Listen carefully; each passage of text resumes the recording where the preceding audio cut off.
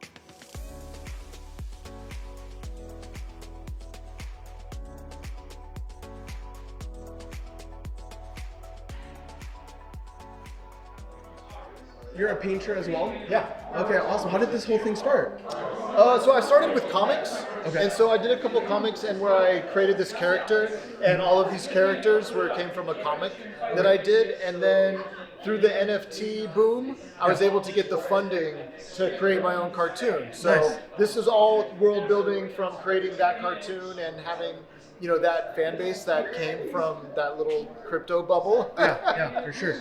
So yeah, I was really glad that we got a fun IP out of it.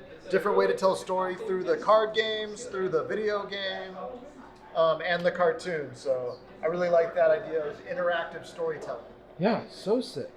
Yeah, definitely check out Cool Crocs if you can. That is awesome. Very cool. Thank you so much for sharing that, JC. Oh, the event is awesome. So you got 12 floors full of artists. On the bottom, you got the Last Bookstore in LA, one of the coolest bookstores in the city. And then basically from 2 to 12, you got artists of all type, authors of all type. It's a great event. It's a great idea. I hope they do it again. Awesome. Thank you so much, Sam. You're welcome. Thanks Can you share some thoughts on your stories? It seems here you're an adventure novelist, right? I am. That's correct. So it's a trilogy about 3 pirate captains set during the golden age of piracy. And so it follows their adventures throughout the Caribbean, as well as them fighting 2 evil forces that are trying to bring misery to millions. That's So, awesome. Thank you very much. I'm a very Appreciate it. big Pirates of the Caribbean fan. Oh, dude, totally. Well, you'd like these. It's for very sure. cool. And then book 4 is being published next month. Very And awesome. it's got a little more supernatural elements. It's got vampires and bone eaters and things like that. That's So, cool. Set in the same world, but definitely its own standalone. That's awesome. Why pirates? Thank you very much. I love pirates. They're full of adventure. They're full of fun. At the same time, you got danger. Some are good, some bad. So it's perfect writing material. Dude, that's awesome. Thank you so Thank much, you Sam, very for much. sharing your Nathen, thoughts. man, nice meeting you. Nice to meet you, buddy. Yep. For animation video games, we do art and art direction, and we also develop in our own game, Wow, that is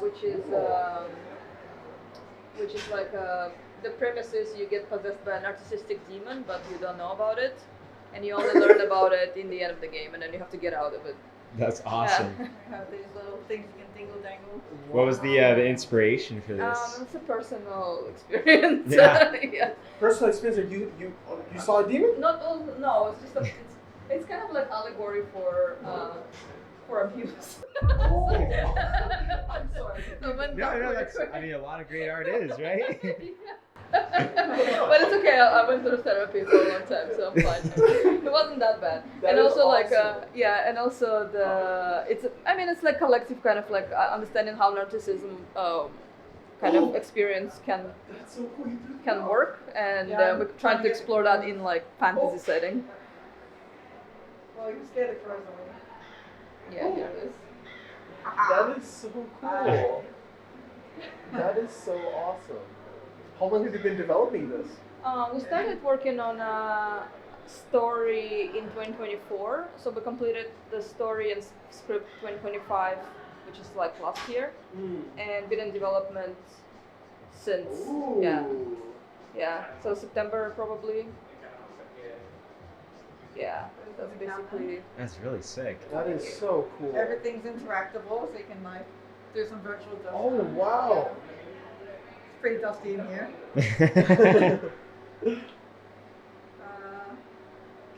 hit some curves if I can reach it. Try not to smack anyone in the face. No, it's totally fine. That's cool.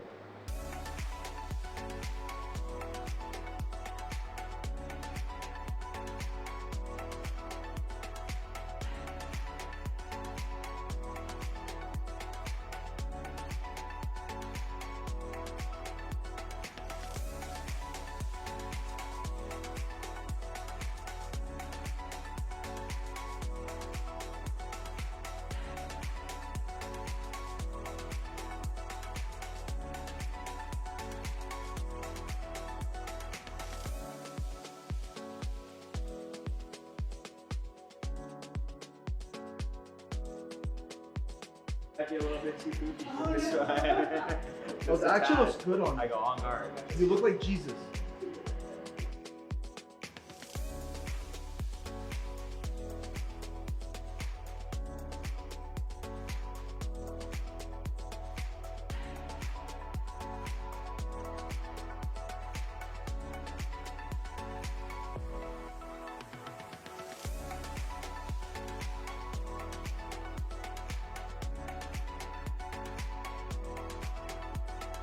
Alrighty guys, I'm here with Eric Makem, and today we are just looking at his booth.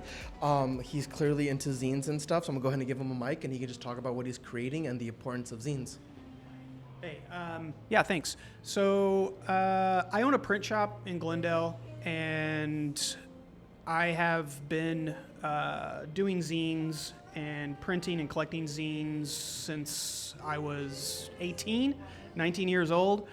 And a couple years ago, I wanted to put together this Crunch Face collection just for myself. I had managed to get all 12 issues. It was very influential on me. And so I literally put it together just because I had the means to do it.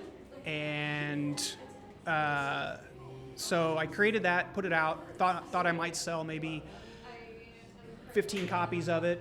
I ended up selling about 300 of them. Wow. And that told me, and then the first thing someone asked me was, well, what are you going to do next? So I said, well, I really want to do a compilation of zines from the Syracuse hardcore zine from the early 90s.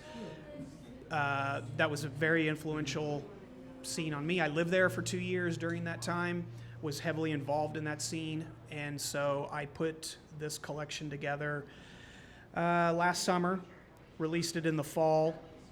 It's 800 plus pages, all vegan straight edge, very important time in the hardcore scene. A lot of folks don't realize it. A lot of folks nowadays don't realize it, how important that scene was. But really the overarching reason I do all this stuff is because I love zines. I love collecting them. I loved reading them. They were very important to me. And they are a dying breed, if not dead.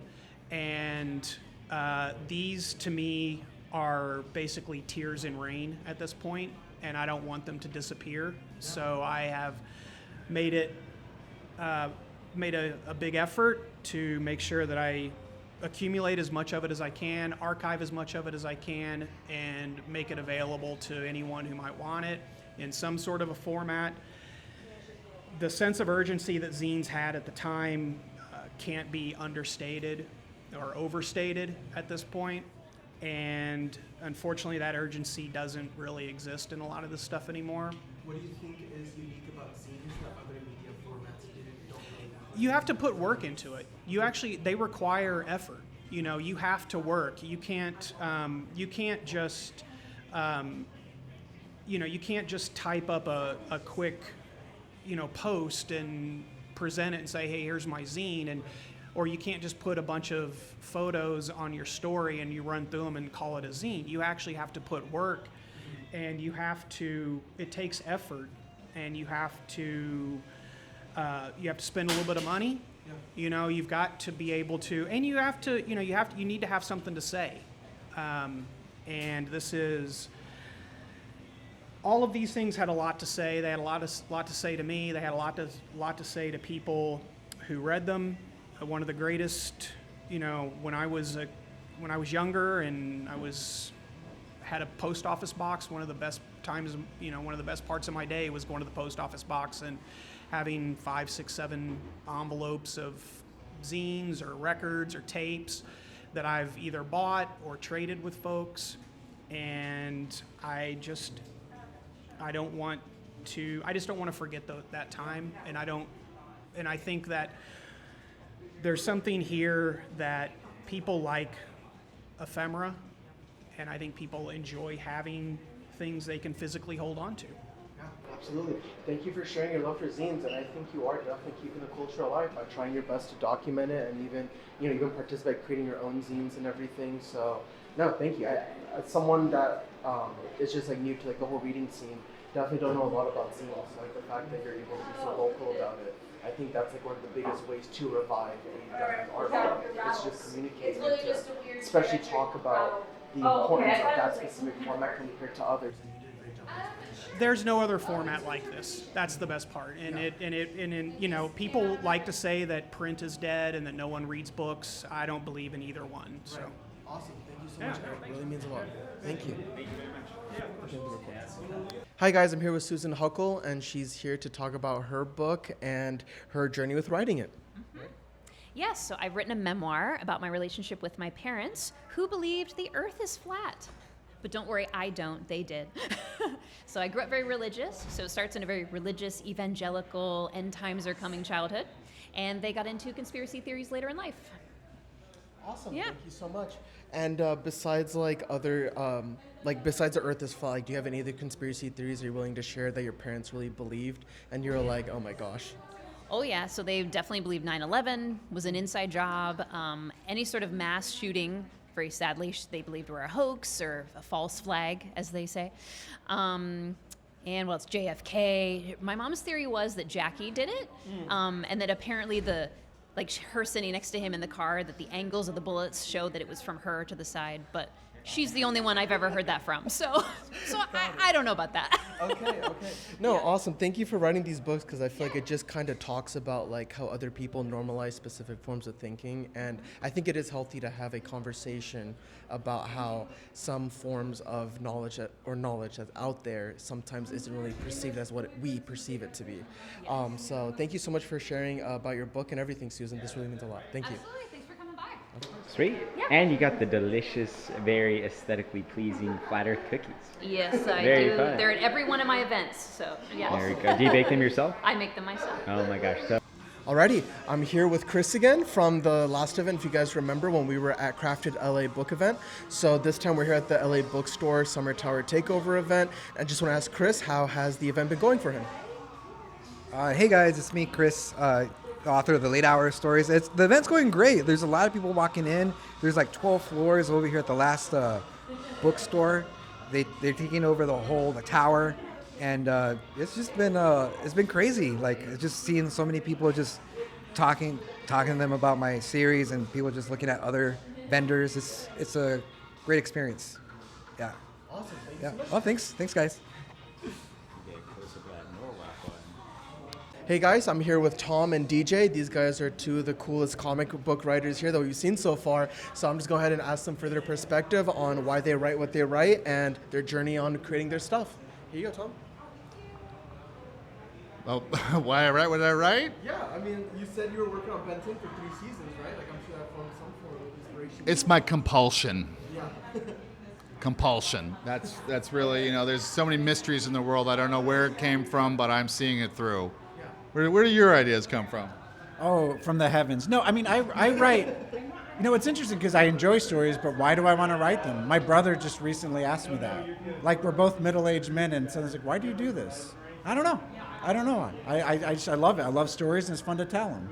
Yeah, I think to me, it's always about getting back in touch with the kid I was, of just smashing toys together in the playroom and just telling stories with them. And so I think I'm just continuing that, Thank you. Can you guys share some of your guys' stories? I think you tell me that the story is a little bit of a Ben 10 idea that you were saying. Yes. So I worked on Ben 10 for 3 seasons. It was a lot of fun. I also worked on Max Steel and some other kid hero properties, but we can never really let the kids grow up.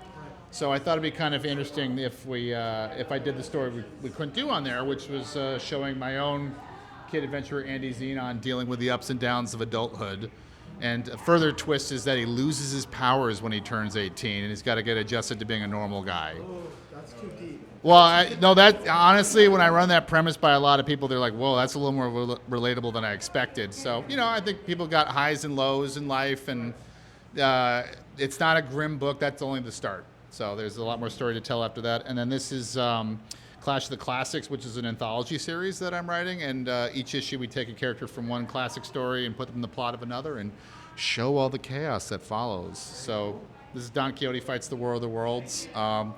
I just thought it would be fun to ruin the entire point of Don Quixote. So if it's a tragedy that he thinks he's a knight and he's born too late and he's dueling with windmills thinking they're giants, I'm like, well, put him against giants, and it turns out he's been training the whole time to repel the Martian invasion. So now he's the savior of Spain, but he's also still insane, and everybody has to deal with his nonsense, even though they have to rely on him. So, yes.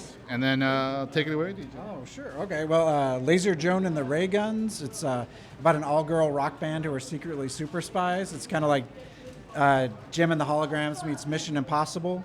And then Errand Boys is a sci-fi adventure series about two half-brothers trying to survive in a crazy future gig economy. It's kind of like Star Wars, but without the Jedi and stuff, just regular people having adventures. That's awesome. Yeah. Thank you guys both for sharing your stories and also talking about why you guys write. Thank you so much. Yeah. Thanks for stopping by. Books give you wings. Let your imagination fly. Let your imagination take you to places you've never seen.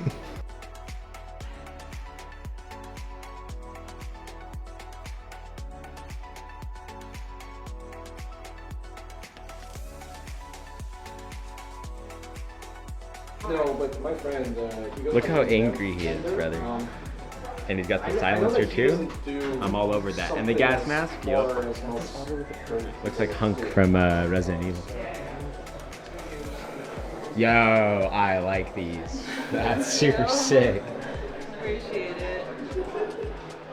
Wow. Wow. BookBase substitutions.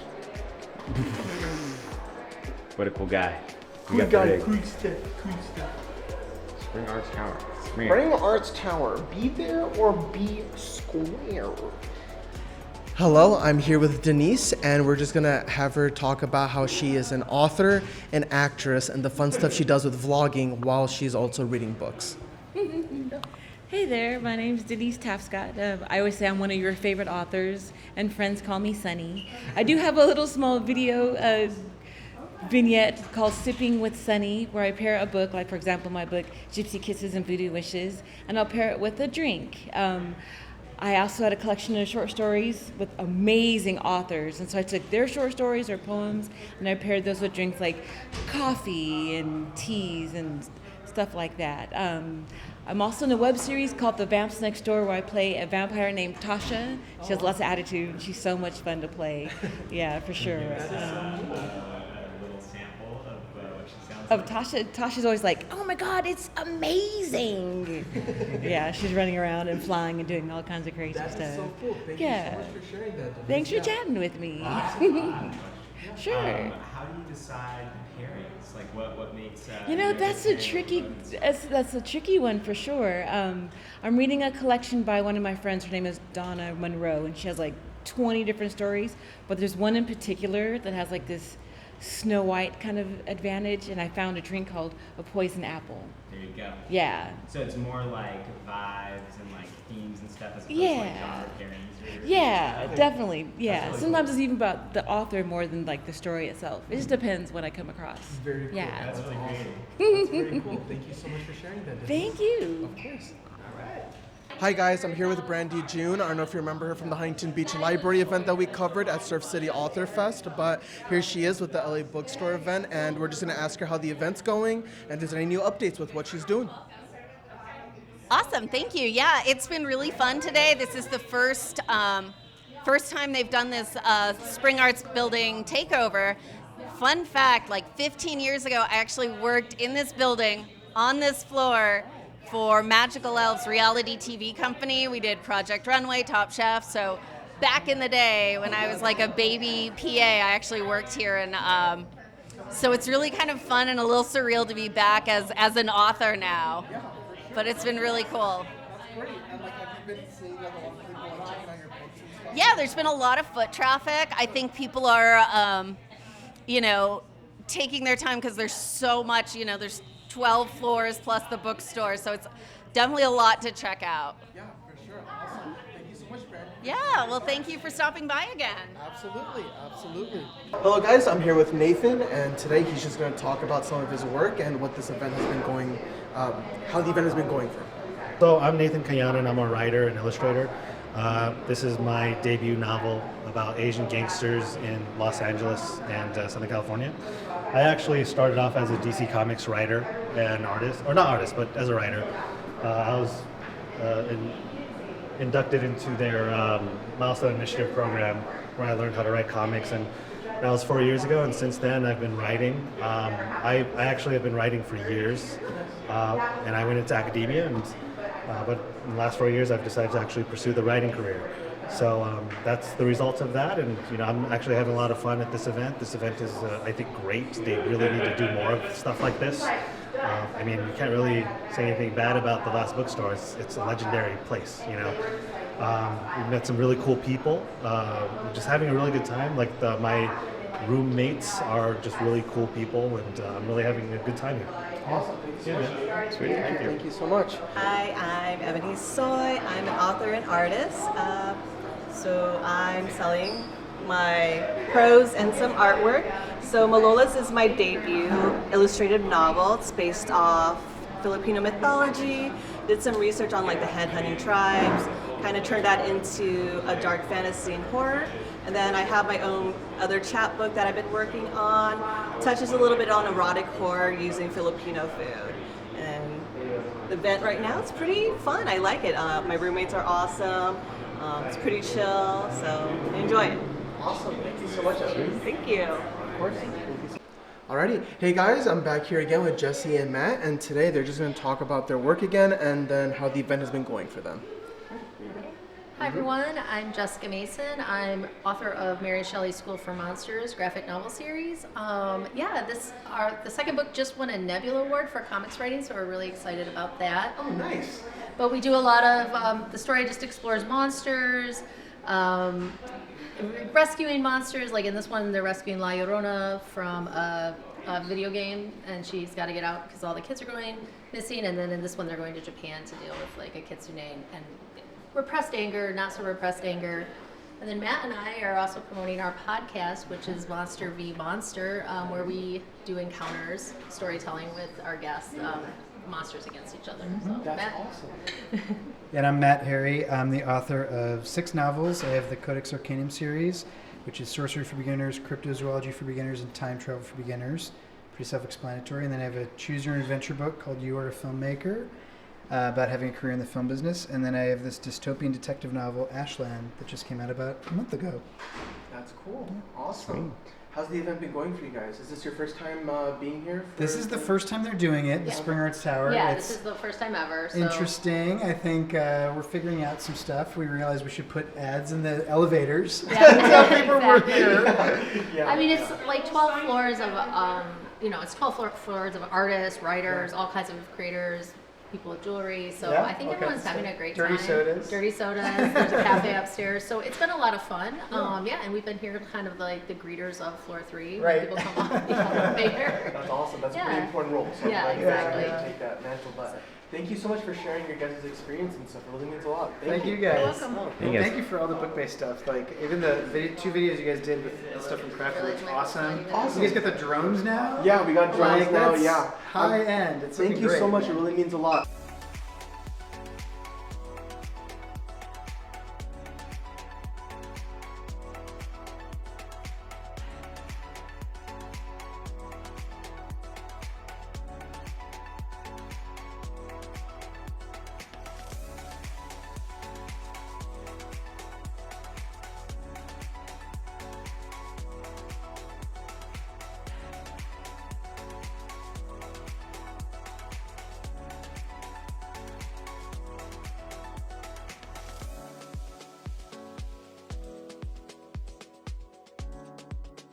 We have been in this building for like 3 hours, and now I'm happy to say there have been 2 free floors where we just went through.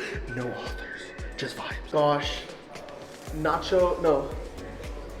It's that TV show with the 3 characters. Yeah, I know exactly what you're talking. Lucha Libre. Lucha Libre. Are you a fan of Lucha Libre by chance, sir? It was the old cartoon that came out back in like Nickelodeon for like. Pretty. Whoa, what's it for? Oh, tarot? It's a free gift. I'm just promoting myself, so have fun, yeah. You too, brother. All right, we'll see. I'm gonna get this one because it's underneath. All right, hold on. What are you pulling it for? Yourself or Yeah, BookBase? for myself. I'm not gonna put the company one. All right, it is. Ooh, what is this? Oh, beautiful. You got the 6 of Pentacles. So you can go ahead and Google that, check it out. Normally, I'll read from the book from Let me see that, yeah. but we gave all these out today. So I went ahead and got us a nice traditional tarot. So Renee, she can elaborate on that for you. She's actually doing readings. But this is a gift for you too. Awesome. Thank you so much, sir. Alrighty. What did you get? I got this one. You got that one? Oh, very nice. Okay, so this is the 6 of Pentacles. Okay. What this means is you are in a place or around people who are in a place of abundance, in the place enough to where they're able to give. Like people are asking for their help, or they're in a place where they really want to be able to help others, whether that be financially, or with like more time or attention or energy.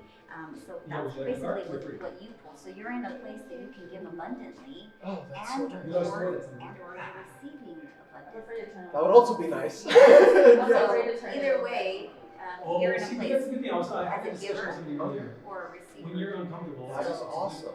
That's really good that you're able to like come with this and grab that. Thank you so much. That's On awesome. top of that, you get to keep it, but mine you don't keep it. You get to pick one, and I'll elaborate on yours. Okay. Yeah, sure. Jeremy, you want to pull this one? No, that's all you, buddy. This is your energy. I don't want to taint it. Okay. I will take this one. And it brings stability. Okay, so because of this abundance that you have going on, and the place, and being in a place of abundance, it also brings you into a place of stability. Okay. So this is like where you have like that home, happy life, happy wife, happy life, you know, whatever that is for people. But basically, it's like, you know, the most stable table in the most stable of homes is like all 4 legs. So you have like all 4 legs. Basically, what it's saying is like you come to a place where you built a happy home for yourself, and you're able to like be in your abundance to where you can share with others. You've established yourself into a good place. So Thank you so much for sharing that is for you. Yeah, thank you. You guys are so kind. Thank you for talking about all that and explaining it. Yeah. Awesome. Thank you so much. Have fun. Enjoy the boat. Thank you. That was Abundance, so cool. bro. Abundance. You want to draw something? Oh, these things kind of spooked me out a little bit. Enjoy your life. All right, let's see. This one's calling out to me. What did I get? What would you get? Okay, 6 of Cups. Yeah, check in with Renee, man, because. That's over there. Is it good? Yeah, so I also pulled like a card of stability, I guess.